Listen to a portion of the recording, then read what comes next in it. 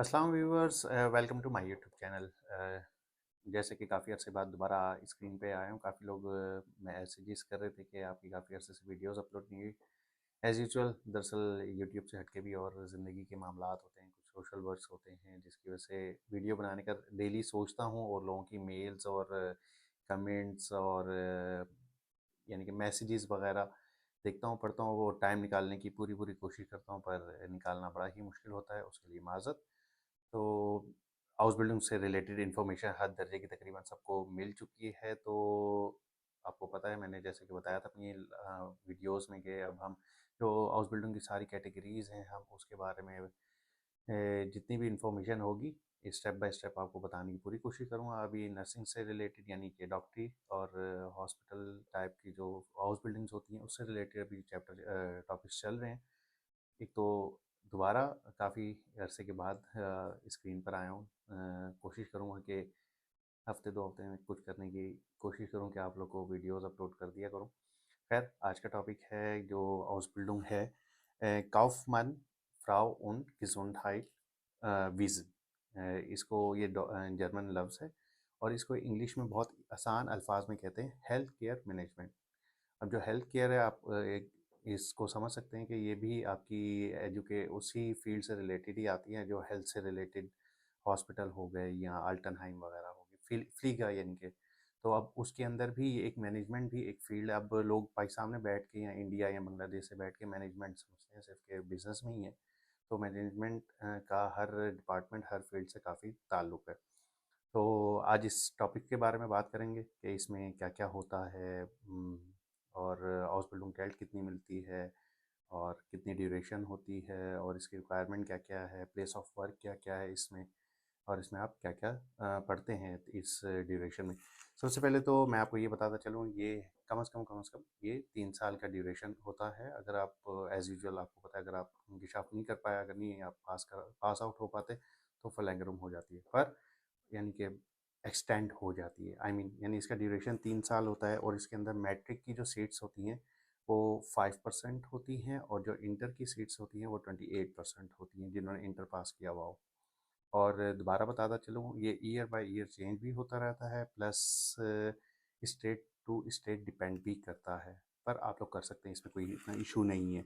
इसमें सबसे पहले जो आपकी स्टडी में इंक्लूड होता है, इसमें आप लोग पढ़ते हैं कि आप हेल्थ केयर के मैनेजमेंट प्लान करते हैं, कि ऑर्गेनाइज़ करते हैं कि उसकी जो पूरा ख़र्चा है वो यानी कि आप किस तरह कर सकते हैं, किस-किस एडमिनिस्ट्रेशन का जो प्रोसेस होता है आपकी हेल्थ केयर डिपार्टमेंट से रिलेटेड, आपके हॉस्पिटल हो गया या एनजीओज़ वगैरह हो गई, जो ओल्ड होम्स हो गए, तो उसमें जो भी प्रोसेस वगैरह है और उसका बिज़नेस हम लोग किस तरह ले सकते हैं। यानी कि अब ये नहीं कि हॉस्पिटल खोल के बैठ गए, पर उसमें बिज़नेस भी आना चाहिए। आई मीन यानी कि पेशेंट्स को किस तरह फैसिलिटेट किया जा सकता है, इसकी पूरी प्लानिंग की जाती है और इसके लिए अलग डिपार्टमेंट होता है जिसमें इस फील्ड में ये चीज़ें आप लोग को पढ़नी पड़ती हैं। और दूसरा, इसमें सर्विसेज भी आप प्रोवाइड करने का प्लान करते हैं कि आप अगर ये आपकी रिस्पॉन्सिबिलिटी में आता है, आपकी हाउस बिल्डिंग में आता है, ये जो मैंने आपको बताया काउफमैन और काउफ्राउ के, कि आपने प्लान किस तरह करना है पूरे हॉस्पिटल को, और आपने हॉस्पिटल को बिज़नेस किस तरह देना है, उसको सर्विसेज किस तरह प्रोवाइड करनी है, इसकी सारी प्लानिंग करना ये आपकी हाउस बिल्डिंग की फील्ड से रिलेटेड ही इंक्लूड होती हैं। और इसमें जो आपने मार्केटिंग करनी है, ख्वाह वो सोशल मीडिया के थ्रू हो, पैनाफ्लेक्स के थ्रू हो या टीवी चैनल्स के थ्रू हो, ये भी आपकी स्टडी में इंक्लूड होता है, जो काउफमैन यानी जिस फील्ड से रिलेटेड मैं आज बात कर रहा हूँ। और इसमें आपने मार्केट में जो डेवलपमेंट चल रही होती है, साथ साथ हॉस्पिटल्स में मशीन्स की या हेल्थ सेक्टर के अंदर जो भी डेवलपमेंट्स हो रही हैं, तरक्की हो रही है, कोई नई चीज़ साइंस ईजाद कर रही है, तो उसको किस तरह यूटिलाइज़ किया जा सकता है, कहाँ से अरेंज किया जा सकता है उसको, उसका भी प्रोसेस आपने ही यानी कि लर्न करना है, ये आपकी स्टडी में इंक्लूड होता है। मैंने दरअसल कुछ पॉइंट्स आउट लिखे हुए हैं, मैं यानी कि मेरी अपनी फील्ड एक अलग है, इसलिए मैं कोशिश करता हूँ आप लोग के लिए अलग से पूरी इन्फॉर्मेशन कलेक्ट करूँ और फिर मैं आप लोग को दूँ। इसलिए ये मैंने टाइप किए हुए पॉइंट्स, ताकि मैं आप लोग को क्लियर कर सकूँ उर्दू, हिंदी, आसान ज़बान में, ताकि आप लोग को बाद में मुश्किल ना पेश आए। इंग्लिश में सबको मिल जाती है, पर लोग इस मीनिंग्स कुछ और समझने की कोशिश करते हैं, और वो वीडियोज़ में जो मीनिंग बता रहे होते हैं वो आसान अल्फाज में मेरी कोशिश होती है कि मैं आप लोग को बताऊँ।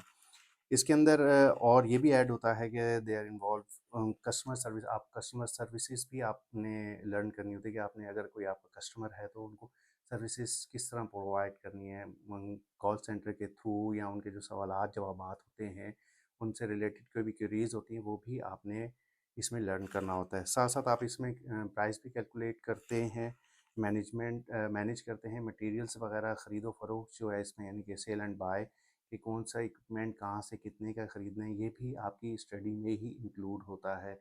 ये नहीं कि बस हमने एक मैनेजमेंट का ले लिया, इसके अंदर बस मे बी हम यही पढ़ें कि हमने पेशेंट को किस तरह उसकी पेमेंट किस तरह रिलीज़ करनी है, या उससे क्या क्या फैसिलिटीज़ करनी है, पर इसके अंदर भी काफ़ी चीज़ें बतानी और पढ़नी पड़ती हैं ताकि वो आपकी स्टडी से रिलेटेड हो। और इसमें आप मार्केटिंग की जो स्ट्रेटजी होती है वो भी आपने बनानी होती है, उसकी वर्क की क्वालिटी देनी होती है कि इसमें जो आप हम लोग मैनेजमेंट बनाएंगे या उसकी क्वालिटी भी बेहतर होनी चाहिए। ये नहीं कि आपने एक मैनेजमेंट तो बना दिया, अब उसके अंदर क्वालिटी अगर ज़ीरो होगी तो वो आप उसमें डगमगाएंगे। तो मैनेजमेंट के साथ साथ क्वालिटी भी देखी जाती है। और साथ-साथ आपने फाइनेंसिंग की भी प्रैक्टिसिंग करनी होती है, यानी कि पैसों की लेन-देन, जो फाइनेंसिंग डिपार्टमेंट जो होता है वो भी, उसका भी इस फील्ड के अंदर टच है थोड़ा बहुत। अकाउंटिंग हो गया या एचआर से रिलेटेड जो भी काम हो गए वो भी इसी में ही करते हैं।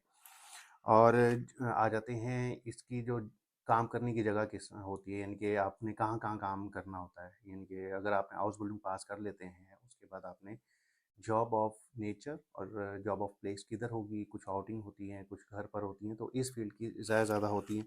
हॉस्पिटल में आप लोग कर सकते हैं आफ्टर हाउस बिल्डिंग। अगर आपने इस फील्ड में किया, दुनिया में जिस मुल्क से भी आप आ रहे हैं, या जिसको हिंदी समझ आ रही है, इंग्लिश समझ आ रही है, उर्दू समझ आ रही है, तो हाउस बिल्डिंग करने के बाद वो हॉस्पिटल्स में करेगा। और हेल्थ इंश्योरेंस कंपनीज होती है, ये भी एक मैटर करती है, क्योंकि इंश्योरेंस कंपनीज जो होती हैं उनको भी ज़ाहिर है अपने पेशेंट्स और कस्टमर्स को जो इंश्योर करना होता है, उनके लिए भी ये काफ़ी मुफीद हाउस बिल्डिंग पास वाले लोग होते हैं, ये उनके लिए भी एक अच्छा मौका होता है उनको मिल जाए। इमरजेंसी सर्विसेज में भी आपको जॉब मिल सकती है। और साथ साथ ये जो ओल्ड होम्स होते हैं, नर्सिस होम, यानी जो होम नर्सिस वो प्रोवाइड करते हैं, घरों में जो सर्विसेज प्रोवाइड करते हैं उसको एम्बुलेंट भी आई थिंक कहते हैं, मुझे इतनी नहीं पता, पर जितना है उस हद तक मैं आपको बता सकता हूँ, समझा। और आउटसाइड जो पेशेंट्स होते हैं आप लोग के, अगर आप किसी ने प्राइवेट हायर किया हुआ है तो आप उसकी भी मैनेजमेंट को कर सकते हैं। अब इसमें दो तरह की, क्या कहते हैं, हाउस बिल्डिंग में दो तरह की चीज़ें हैं, ये मैं बताता चलूँ। एक इंडस्ट्री से रिलेटेड होती है, जो इस इंडस्ट्री में काम करते हैं, और एक ओपनली वर्क होता है जो यानी कि आउटसाइड जाके काम करते हैं। इन दोनों के अलग अलग सालाना, सॉरी, मंथली अलग अलग स्टेफंड है, यानी कि हाउस बिल्डिंग कैल्ट है। इसमें जो इंडस्ट्री में करते हैं वो 755 से लेके 755 से लेके 900 के दरमियान मिलते हैं फर्स्ट ईयर। सेकंड ईयर में 805 से लेके 1005 यूरोस तक मिलते हैं, और थर्ड होता है 935 से लेके 1150 तक, ये थर्ड ईयर की। जो लोग इंडस्ट्री की फील्ड में हाउस बिल्डिंग कर रहे होंगे, काउफमन काउफ्राउ गेसुंडहाइट विजन में। और इसमें जो लोग आउटसाइड जो जिनका वर्क होता है उनके थोड़े पैसे डिफरेंट होते हैं, उनके ज़्यादा होते हैं, क्योंकि वो आउटसाइड उनके आना जाना ज़्यादा होता है अब आउटसाइड के लिए मिनिमम, यानी कि फर्स्ट ईयर में उनको देते हैं पहले साल में 1043 यूरो, सेकंड में देते हैं 1093 यूरो, 1093, एंड थर्ड ईयर में देते हैं 1139 यूरोस। तो ये डिफरेंट दोनों चीज़ें हैं, इंडस्ट्री और क्या कहते हैं, आउटसाइड वर्क करने की। पर आप जब इंशाल्लाह इसमें कोई ना कोई एडमिशन लेगा और आएगा, वो इस चीज़ को समझ सकेगा। मुझे दें इजाज़त, मैं इंशाल्लाह आपके लिए एक और नए टॉपिक के साथ अनकरीब दोबारा हाज़िर होता हूँ। जो लोग न्यू हैं इस पेज पे और वो सोच रहे हैं कि हाउस बिल्डिंग की इन्फॉर्मेशन उनको शायद नहीं मिल रही या मिलनी है, आप मेरी दूसरी वीडियोज़ देखें। अल्हम्दुलिल्लाह मैं अपने, जो आप लोग को अभी कुछ इन्फॉर्मेशन मिली वो मैं 3-4 साल पहले तकरीबन मैं सब अपलोड बता चुका हूँ। लोग अप्लाई कर रहे हैं, अल्हम्दुलिल्लाह आ रहे हैं, शुक्र अदा करते हैं, और बड़ा इनके शुक्रगुज़ार हूँ मैं उनका कि वो लोग मेहनत कर रहे हैं और आ रहे हैं। और आप लोग जो वीडियोज़ देख रहे हैं और कोशिश कर रहे हैं, मेरी दुआएँ हैं आप लोग की, आप लोग सब खैर आफियत से, चाहे वो इंडिया, पाकिस्तान, बांग्लादेश या फ़िलिपाइन या वियतनाम या जहाँ से भी देख रहे हैं, नेपाल वगैरह से। मुझे काफ़ी अलग-अलग जगहों से आती हैं कॉल्स वगैरह, और अरब साइड से भी आते हैं लोग, कॉन्टैक्ट करते हैं। तो मेरी दुआएँ हैं आप लोग खैर आफियत से इस वीज़े को इस स्टडी को वो करें और आएँ, और इन्फॉर्मेशन आपको सारी मेरी दूसरी वीडियोज़ में तकरीबन मिलेंगी। अगर फिर भी नहीं मिलती, आप कमेंट कर सकते हैं। इंशाल्लाह मैं आपको उसका जवाब देने की पूरी कोशिश करूँगा। दुआओं की दरख्वास्त है। मिलते हैं इंशाल्लाह नेक्स्ट वीडियो में। अस्सलाम वालेकुम।